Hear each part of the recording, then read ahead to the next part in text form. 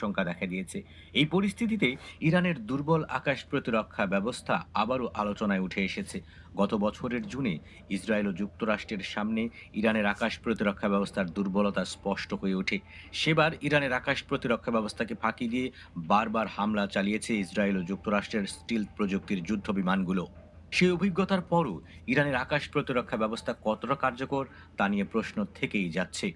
বিশেষজ্ঞদের মতে যুক্তরাষ্ট্রের কাছে থাকা স্টিলথ যুদ্ধবিমান, আধুনিক বোমারু ও ইলেকট্রনিক যুদ্ধ সক্ষমতার সামনে ইরানের প্রতিরক্ষা ব্যবস্থা এখনও নাজুক।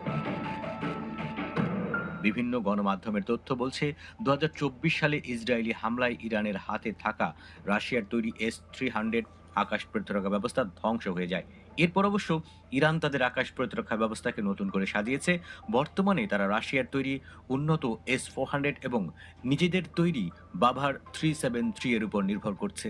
ড্রোন মোকাবিলায় এসব ব্যবস্থা বেশ কার্যকর হলেও রাডার ফাঁকি দিতে সক্ষম মার্কিন স্টিলথ প্রযুক্তি এবং সমন্বিত আক্রমণের মুখে এগুলি কতটা টিকবে তা নিয়ে বড় প্রশ্ন রয়েছে।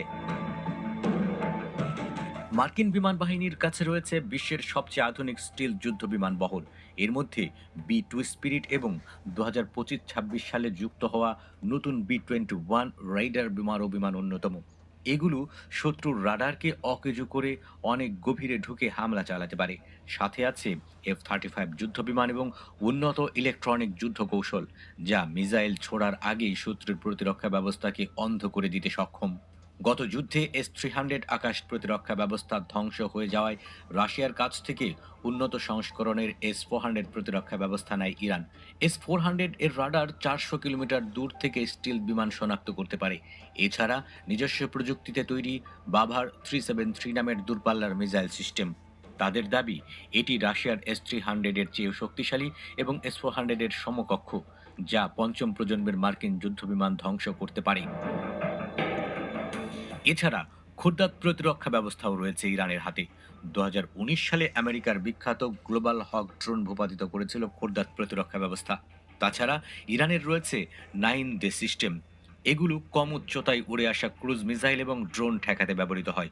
তবে বিশেষজ্ঞদের মতে ইরানের প্রতিরক্ষা ব্যবস্থার সবচেয়ে বড় দুর্বলতা হলো তাদের বিভিন্ন সিস্টেমের মধ্যে সমন্বয়ের অভাব।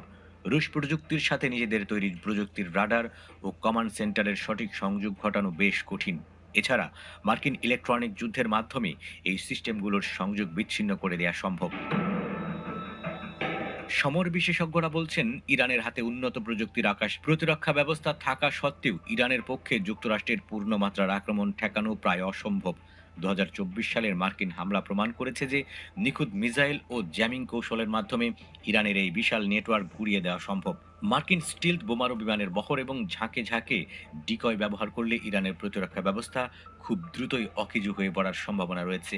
তাই যুক্তরাষ্ট্রের অত্যাধুনিক স্টিল যুদ্ধ বিমানের বহরকে আটকানো ইরানের প্রতিরক্ষা ব্যবস্থার জন্য অসম্ভব বলেও মনে করছেন সমর বিশেষজ্ঞরা।